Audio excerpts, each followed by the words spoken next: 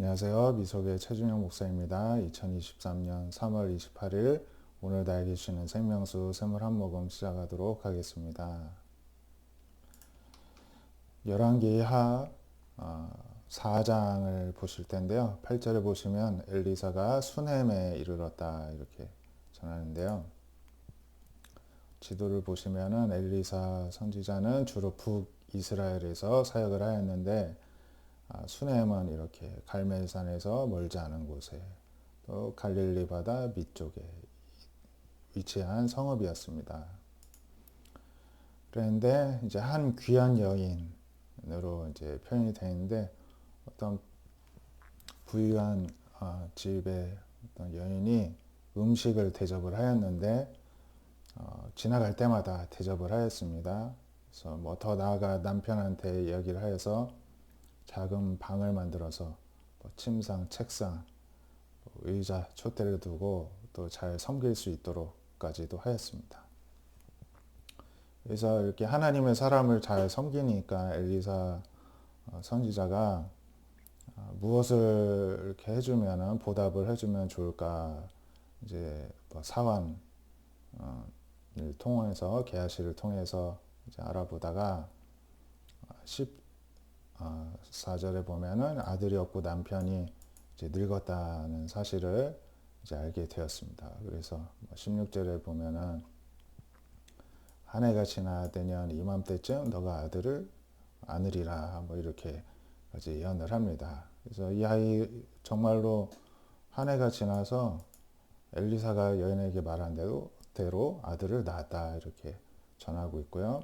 그러한 맥락 가운데 18절에 아이가 자라서 아버지한테 이제 어느 날 갔더니 아이고 내 머리야 이제 머리 아프다고 합니다. 그래서 사안을 통해서 어머니에게로 보냈더니 이 아이 어머니 무릎에 앉아 있다가 죽었다는 것입니다. 그래서 이 아들을 하나님의 사람의 그 작은 방에 이제 침상에 올려놓고 이 여인이 이제 엘리사 선지자를 찾아갑니다. 갈멜산으로 가가지고 이제 만났습니다. 그래서 결국에는 이제 이 여인을 따라서 엘리사가 이제 집으로 왔습니다. 집에 들어와서 보니까 아이가 죽었고 자기 침상 위에 눕혀져 있었습니다. 그래서 엘리사가 하나님께 기도하였습니다. 엎드려서 자기 입을 아이의 입에, 눈을 그의 눈에, 손을 그의 손에 대고 그 몸에 엎드리니까 아이의 살이 차차 따뜻해졌습니다. 또 이리저리 다니다가 또 올라가 엎드리고 했더니 아이가 정말로 재채기를 하더니 눈을 뜨고 깨어났습니다. 그래서 여인을 불러서 이제 아들을 이렇게 다시 되돌려 주었더니 이제 엘리사 발 앞에 엎드려 절하고 아들을 안고 나갔다 이렇게 전합니다.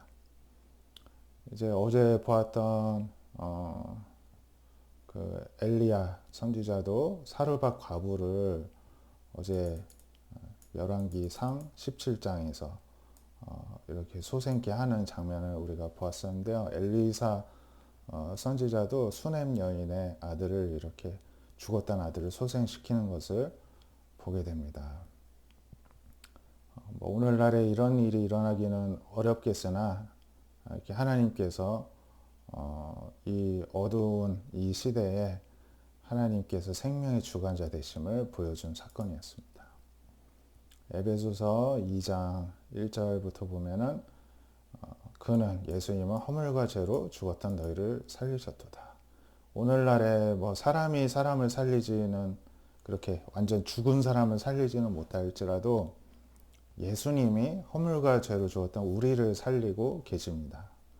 그래서 우리는 세상 풍조를 따르고 공중의 권세 잡은 자를 따르고 불순종의 아들들 가운데 역사는 영 가운데 매여 있었는데 그리고 그 속에서 육체의 욕심을 따라서 육체와 마음이 원하는 대로 그냥 그렇게 떠돌듯이 이렇게 살았던 우리를 긍휼이 풍성한 하나님의 사랑으로 인하여서 허물로 죽은 우리를 예수님과 함께 살리셨다는 것입니다. 또 함께 일으키시고 또 예수님 안에서 또 우리가 이렇게 생명을 얻게 하여 주셨습니다.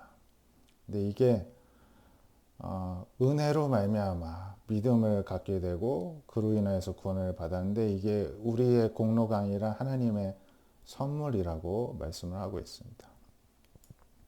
우리 행위에서 난 것도 아니고 그래서 누구든지 자랑하지 못하게 하나님이 은혜로 공짜로 대가 없이 주신다는 것입니다. 그래서 우리는 이렇게 하나님의 창조도 하실 뿐만 아니라 구원도 해주시고 다시 새 생명도 이제 허락을 해주셨는데 그 이유가 예수님 안에서 선한 일을 위하여서 우리는 지음받은 자들이다.